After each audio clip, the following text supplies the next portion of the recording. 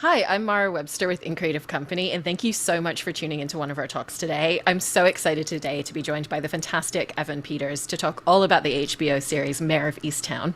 And the first thing I was really interested in is you actually had the opportunity to connect with and email with the real life detective that Mare is based on. Yeah, And I know that she gave you a lot of information and a lot of text and book recommendations and yeah, was very interested in how that led into your character development process because it was both about the psyche and the day to day of what he's experiencing and the types of things that he's exposed to through his work, but then also some of the more procedural elements like, how do you process a crime scene? What is the questioning actually like in the day to day? And so, how did that really help you flesh out all of those different aspects of him? yeah. I think it really helped. I mean, she gave me, a lot of Netflix crime shows to watch, and that book, Sex Related Homicide and Death Investigation, which was really very, very dark and had a lot of very graphic pictures and descriptions and all these things that you can't really get out of your mind. And I was curious what that would do to me if I was looking at that and reading about that on a day-to-day basis, and how that would sort of affect me and make me look at the world differently in terms of seeing the sort of underbelly and dark side every day. What that would kind of do to me, and make you look at people differently. And really appreciate the beauty as well, much more than if you hadn't been looking at that stuff. So I found that really helpful, and also it was fascinating to read all the things that you have to think about and go through, the paperwork and ballistics and all these things that you're thinking about once you get onto a crime scene. So it was just all these different questions to be asking yourself, and asking the witnesses, and looking at the crime scene and sort of scoping it all out in a very, Sherlock Holmes type of way, where you're trying to look at all the little details that make up the crime scene and sort of backtrack. So just doing that, putting that in my brain was very helpful in terms of just getting stuff to think about when you're on set in these crime scenes. And, even looking at the Aaron at the ME's office, trying to sort of figure out all these little details, and what they mean, and who could be involved. So it was just helpful to put that into my brain and get me into the headspace of trying to be a detective, and what you deal with. So yeah, it was very helpful. And obviously, one of the hugely impressive parts of everybody's performances on the show is the dialect and the accent. And there's not a single person that didn't completely nail it. And so I was interested in your collaboration with Suzanne, the dialect coach on the show, because it wasn't just the work that the two of you did together, but there was a specific guy where she found a lot of footage or audio of him talking that played a lot into your dialect and the dialogue that you ended up delivering in the show. And what was it so specifically about this one person's accent? And then what was that journey of finding a lot of the nuances, particularly with the vowels, because that's the place where you can slip up the easiest. Yeah, she Suzanne supplied several different audio clips of different people with different, you know, uh, levels of the accent. There were some pretty extreme ones, there were some very mild ones, and Steve Baylor was sort of right in the middle there. And what I really liked about Steve is that he was just kind of a really nice guy. He had his mom's planet, he had a family, he had his kids. Oh, my wife is a pistol. She is just a pistol. And like it really, I like that idea for Zabel. He's sort of this kind of lovable, kind of likable, a little bit of a. I'm trying to think of the right word. Um, uh, he planted mums on Saturday, so it's like he's an everyday sort of man, and I felt like Steve was very, very relatable, and I wanted to sort of get that same pitch and tone, and not make him too sure of himself. I felt like Steve as a detective would be an interesting uh, juxtaposition to Mare, and how sort of stern and clipped she is. So I really like Steve for that, and I would listen to that every morning, and we became pals. He didn't know it, but we certainly did, and I knew him very well. And we still actually text every now and again. But yeah, I listen to that every day. And then the pandemic hit, and I thought, oh my God, I have to keep listening to Steve for another 6 months, and I did. I narrowed it down to like 2 times a week or something like that. And then when we picked back up, I started listening to it every morning, just because I was so scared to lose it. It's a really, really strange accent, and I've never heard anything like it. I didn't even know it existed before I started working on the show. So I really wanted to. And me personally, I feel like if I'm around somebody long enough, I start to talk like them. And I think a lot of people, if they're in a city or a town long enough, they start to bring on some of those traits. So I just figured if I keep listening to it, it'll kind of get into my subconscious somehow and just kind of stay in there. And if I stop, I think it'll go away. So I wanted to keep doing that every morning to make sure that I had it. And Suzanne was great. You know, she was there every day and very helpful. And we worked together on sort of different levels to play with as well in certain scenes. So especially the bar scene where, you know, when you're drunk or emotional, these things tend to come on stronger, you know. So we wanted to play with that a little bit too. But it was a fun accent. It was very strange and very funny at times. You know, it's hard sometimes to. I mean, the SNL skit kind of did it beautifully. It's really a funny accent at certain times, and it's hard to take it seriously. So it's a tricky one when you're doing a drama. But I found that the levity of it was sort of helpful for Zabel in a way, I thought. And speaking of the juxtapositions between Zabel and Mare, one of the aspects that's really enjoyable to watch between you and Kate, and particularly in those early scenes, is the energy that you come in with and then the necessity to keep pulling it back. So like he comes in and he's like, "Good morning, I bought you coffee," and then just gets absolutely nothing in return and then has to almost recalibrate himself, but he still keeps coming forth in every moment.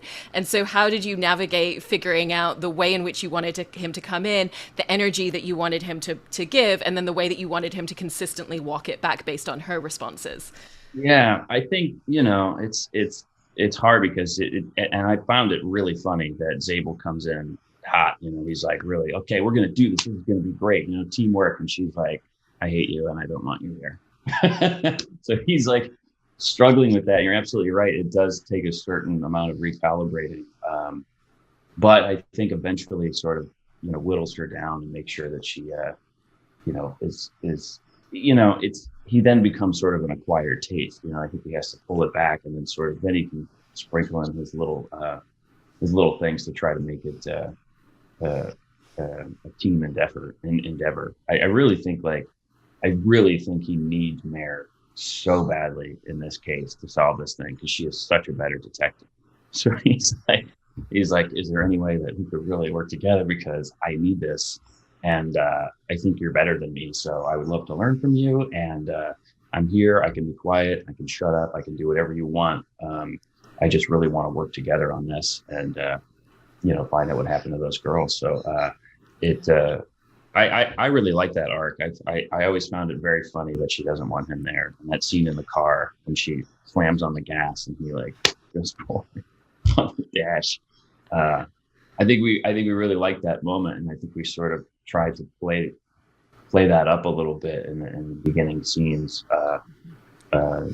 because it was just a little bit of levity, you know, that in a very sort of dark, gray show, you know. So yeah, you know, that was a fun thing to play for sure.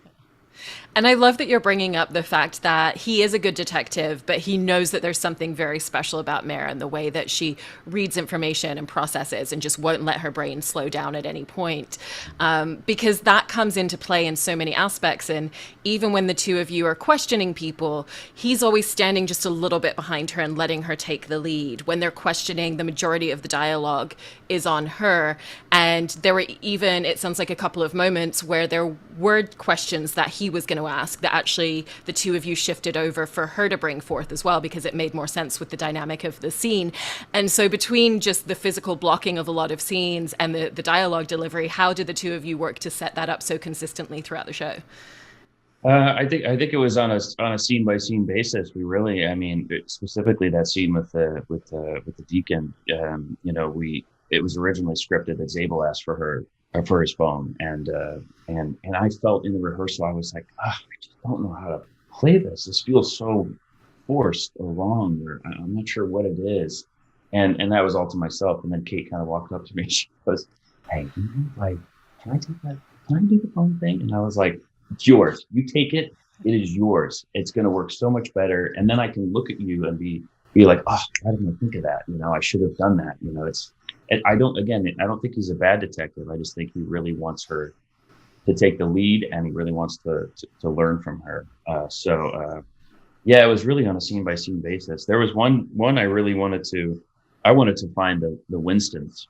I wanted to clock the Winston cigarettes. I think it was originally scripted that Mare does that, or we were sort of playing with it in rehearsal and what works best. And I was like, you know what, and I walked up to Kate and I was like, Kate, can I find the Winstons? And she was like, yeah, it's yours. Yeah, you take it. And I was like, okay, great. So for me, and what I was trying to do is Zabel, I was like, he keeps kind of fumbling. He's doing all right. He's doing okay. He's got a few wins here and there, but that one to me was really the one where it's like, I did it. I found the guy, the Winstons. I connected the dots. I did it all. I did that. So I was really, Zabel was very proud in that moment, I was thankful that Kate let me do that one, because I really felt like that was an important one for Zabel. You're like, I gave you that line, now you give me this. Yeah. And I think it is so interesting when you look at the character and the way that he's built up in that arc before the death, because the way the audiences connect to him would not have been the same if the character was as he was originally written. And it's not even that he was originally written as a hotshot who's overcompensating for his imposter syndrome in an early draft. It's the fact that that was the initial development that you were doing, and even down to taking professional pool lessons so that he would have things that he could show off. What was the tipping point in the moment that everybody realized that by shifting the character and making it that he allows himself to lean into the vulnerability was kind of the magic source of him as a character, and what was going to completely change his whole arc? I think it was this, for me, it was a scene where I went to pick up Mare for the date.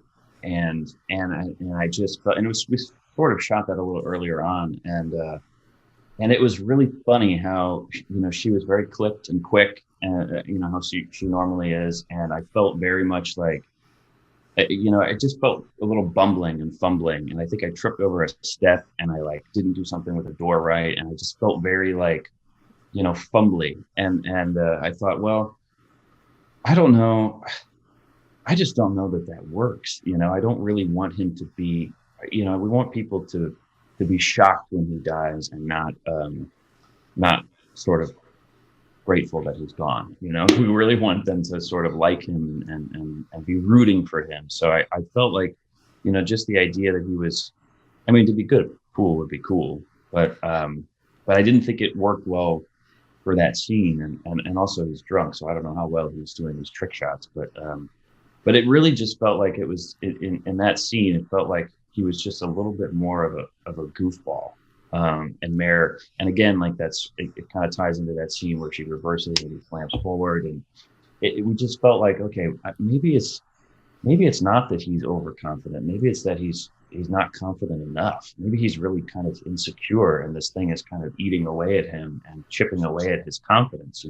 He's not a bad detective. He's a good detective. It's just this thing that he did is making him feel like an imposter. So it's chipping away at him and sort of affecting how he moves, and he can't quite, do things smoothly, and he's fumbling, and so we felt like that was maybe more the right choice for Zabel, so that the ending would be a little bit more shocking and kind of heartbreaking, to see him so close to getting it, and then he didn't. So. And you mentioned there the comedy, and in particular, I feel like you're the one that's able to bring so many of those moments, whether it's when he realizes that saying nightmare is like nightmare, or even pitching to her the idea of you're the chef and I'm the sous chef. So how did you set about finding what the right tone and the right delivery of comedy was going to be that was going to bring us just enough out of a lot of the heaviness, but not pull the audience out too far to the point where then it would be a little bit of too much of a switch and bait to then go back to that immediately? Yeah, we always kind of, I did that in the audition tape. I was like good nightmare, and I was like, oh, that sounds like I'm saying have a good nightmare, nightmare, and I kind of played around with that a little bit, and And Brad really liked that, and he said, I think we should maybe sort of try to sprinkle in a little of that stuff for Zabel. And I was really excited by that. I thought, oh, that'll be fun to kind of play around and improvise and write stuff down and stuff like that. So, yeah, for that, yeah, for this, you're the sous chef, you're the chef, I'm the sous chef. I just, again, that was sort of playing around, writing stuff down, and then on the day trying it out. And we did a couple with it and a couple without it. And we ended up using it, so that's good. But yeah, it was really just sort of, that was up to Craig, and the editors. We just, on the day, we just wanted to play around as much as we could and try to give them as much as they as much as we could, so that they had some options to play around with. And I wasn't sure what the overall tone of the whole thing was going to be, so that was sort of up to them to do that. But super fun to play around and joke around with Kate Winslet, of all people. So that was pretty incredible. I also enjoy the fact that with a character like yours, most of the time when we would see that character, we wouldn't know anything beyond the law enforcement side, but we do get to see his home life. We get to see the fact that he's living with his mom. And in particular, once it's revealed that he was supposed to be married, that wasn't his initial plan. That also tells you a lot about his dynamic with his mom and the relationship and the rapport that they have. So how did having that on screen really help you in terms of building out a lot of his backstory and his relationship dynamics? And again, in particular, a lot of that vulnerability, because his life isn't where he was actually trying to put himself. Yeah, I think it was immensely helpful. I love the idea that you get to see that he doesn't really have it all together.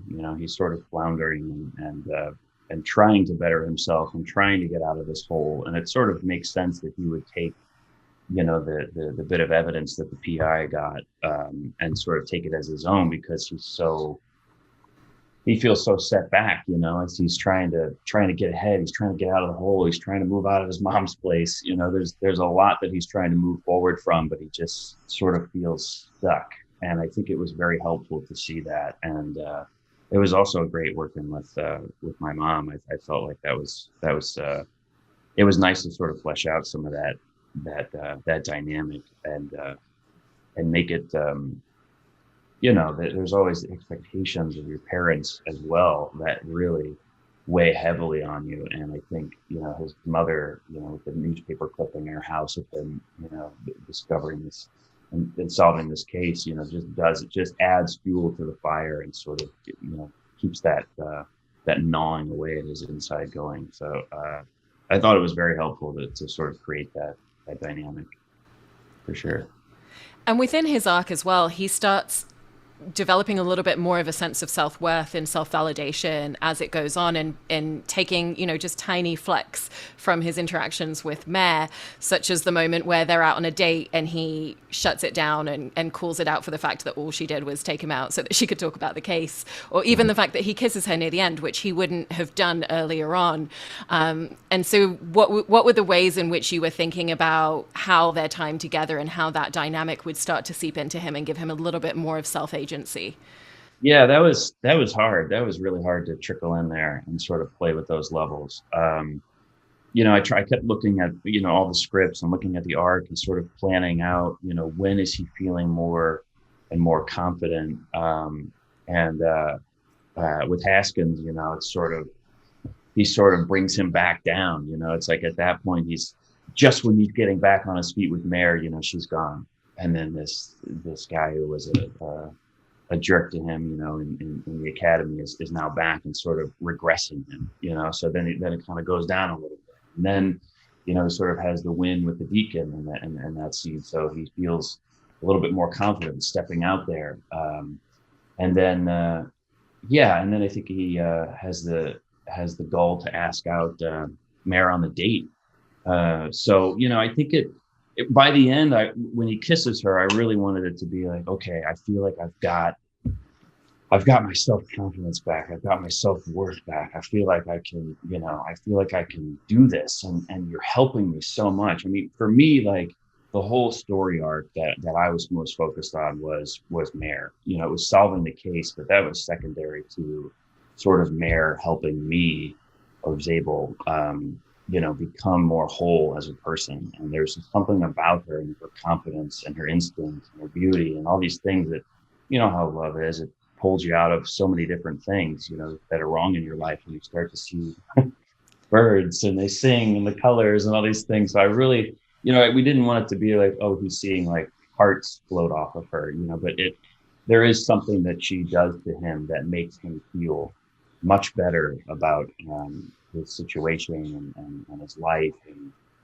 it's, everybody has their problems and faults, and it's not ever going to be what you thought it was going to be, but it's just maybe enough and just right for you. So, I really like the idea that she pulls him out of that. And I listened to John Mayer New Light every day on the way to work, along with listening to Steve, because it put me in the mindset of really liking this person, but being a little like, how do I crack this mold? And like, I kind of want to be more than a friend, but I don't know, is that going to work? I'm not sure. So it set the tone and it set the mood for sort of wanting a little bit more and an admiration for her. And also, I think it's the song he says, 40 in the friend zone.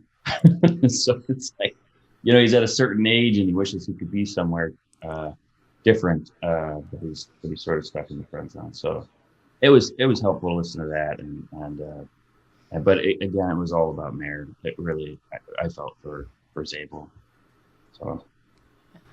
And it would be remiss not to talk about the infamous drunken bar scene, and especially because performance-wise, playing drunk is so underestimated in the level and the detail of skill that goes into that. It's everything from the physical movement. It's exactly what you were saying earlier about it changes his dialect, his accent comes out a little bit stronger, the glassiness of the eyes, and then the fact that there's a lot of different moments and rhythms to how he's drunk. It's, oh, I just revealed something I shouldn't have, oh shit. There's kind of the coy smile moment. Yeah. And all those different dynamics that come into play. And I know that part of your process as well was drinking apple cider vinegar for a really sensory experience to kind of trigger your brain as well. Yeah. And so when you started shooting that scene, what was that journey of really finding all of those specific beats, especially once you made that choice of he has to be completely inebriated for this to be the dynamic that we want? Yeah, we wanted him to be shit canned, for lack of a better term. I felt like it was, and I talked with Craig in the beginning about, sort of, it's so strange to see this guy who's sort of kind of docile be so drunk at a bar and sort of out of nowhere. And I felt like that helped sort of sell that he was holding a secret and that was sort of eating away at him. And obviously that his life isn't where he wanted it to be. I made a lot of notes and my script was destroyed by the end of that. I couldn't even discern what I had written and all sorts of different things and things to improvise and play around with. And Kate was awesome. And we played around with the dialogue a lot on that day. And, there was space and time to sort of feel things and go through the motions and the ins and outs. And, it was a combo of sort of my brother, shout out to my brother, Andrew. He when he gets drunk, he's one of the funniest. It's because he's a very sort of quiet, sort of sarcastic, dry person. And then when he gets drunk, he's one of the most hilarious dancers. He's so funny and out there and sarcastic. And so I really tried to channel. It was a combo of me and him, but mostly him when he gets drunk. So I was really thinking back on the good old days when we'd be going out. And yeah, I mean, you're in the setting, so, and you got your Rolling Rock and your shot of apple cider vinegar, which sort of helps with the, it's so hard after you take a shot of colored water to sort of be like, I just took a shot, so that it just gives you something to work off of. But I was really upset after I shot that scene. I really thought, because I set out to sort of, there was the level at which he was upset with his situation in his life was not quite in the script, and I really wanted him to be torn up, about about his situation with his ex and the case and his life, and it's just sort of everybody sort of feels that feeling of not being where you thought you would be in your life at a certain age, and so I wanted to make that really hit, and I didn't. I felt like I didn't get it. I was really destroyed after that scene. I was like, oh, I can't do this anymore. I always try to go out and do something. I can never do it, and whatnot. And Craig was really sweet and gave me a big hug and was like, oh yeah, I think we got it. I'm like, okay, all right, I don't know. And then I saw it and I thought, oh, okay, I guess I did get that. Okay, that's good. I don't know what that means about my internal barometer, which is a little scary, but yeah, it was. I don't know. I wanted to make it dark and sort of sad but have that sarcasm and sort of silliness of my brother, because I mean, you know how it is when you get drunk. It takes a 180 and you don't even expect it to. You start getting emotional, or you get angry, or you get interested in somebody, or whatever it is. It's like, so it's sort of an unpredictable roller coaster. So I wanted to try to bring that too. But yeah, it was hard. I mean, we shot it at like 8 or 9 in the morning, so it was like a little very strange to sort of dive into that bar scene, and that whole vibe that early in the morning. But again, Kate was awesome, super gracious, and we improvised a lot and played around with it. So yeah, it was fun. It was definitely a fun scene to shoot. And you were mentioning there the notes that you were making on your script for that scene. And obviously, the majority of projects always film out of sequence. But with this, it was every episode being shot out of sequence all at once, like a giant, very, very long movie. And I know that Kate even had massive binders full of notes for herself for tracking a lot of the beats for Mare. And so for you, were the notes that you were taking and the types of things that you were annotating for yourself much more meticulous and a little bit different to what you would normally do on a project, given the volume of what you were trying to capture? Yeah, that arc of him and his self-confidence sort of growing was a very hard one to track. Sort of the growing attraction to Mare was a hard one to track, because since a lot of our scenes are mostly just detective work, so it's kind of interesting to be getting more interested in somebody as you're working. So it was kind of it was hard to track that for sure. I make a lot of like writing things and line additions and improvisations and sort of things like that in the script, which are totally befuddled and confusing. I can't even read it by the end. But yeah, it's like, I feel like Kate has so much more to track. She had so much more. Yeah, like injuries and all sorts of things. She's incredible. The show is fantastic. She was just so great in that.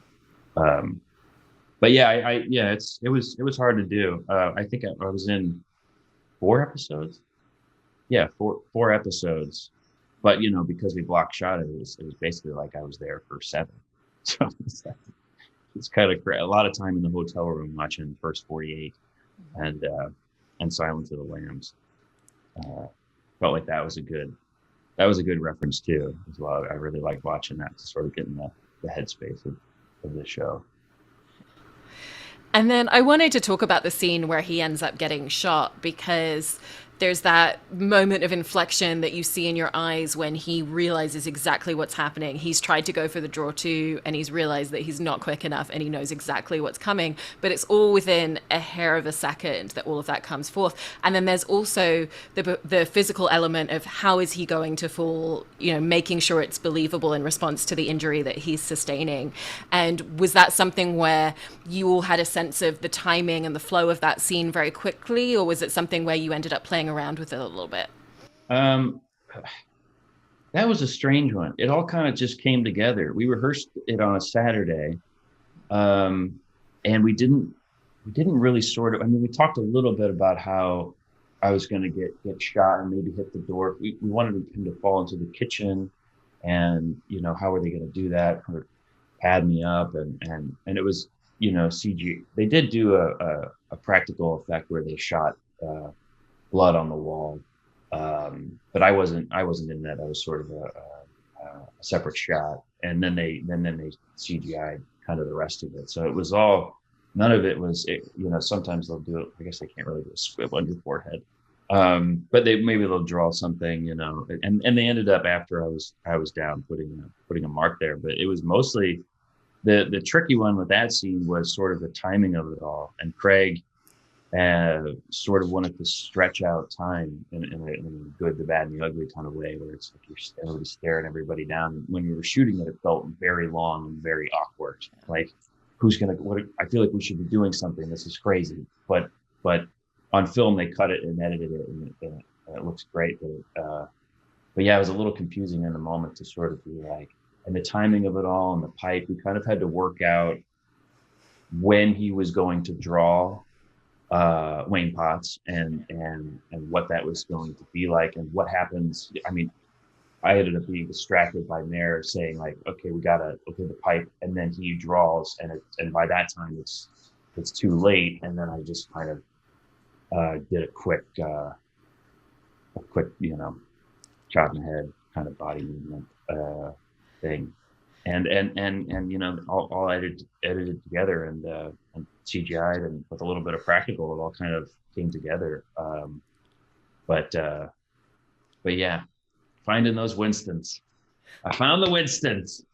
That was another thing too. It was like clocking her, clocking him, clocking the Winstons, the security cameras. Okay, it was really, that's really what the hard part of that scene was. And then it's sort of just the shocking moment of not being quick enough to draw. Zabel's got to work on a quick draw for sure. Well, I've heard that on set, you and Kate just kept saying "poor Zabes" in reference to all the things that happened to him throughout. It really is, yeah, of course. I can't get it right. Can't do it. Poor guy. I know. I feel like I wanna end our conversation by fully concurring that I agree with poor Zabes, and thank you so much, Evan, for sharing all of this. Yeah, thank you. I appreciate you talking to me on Sunday.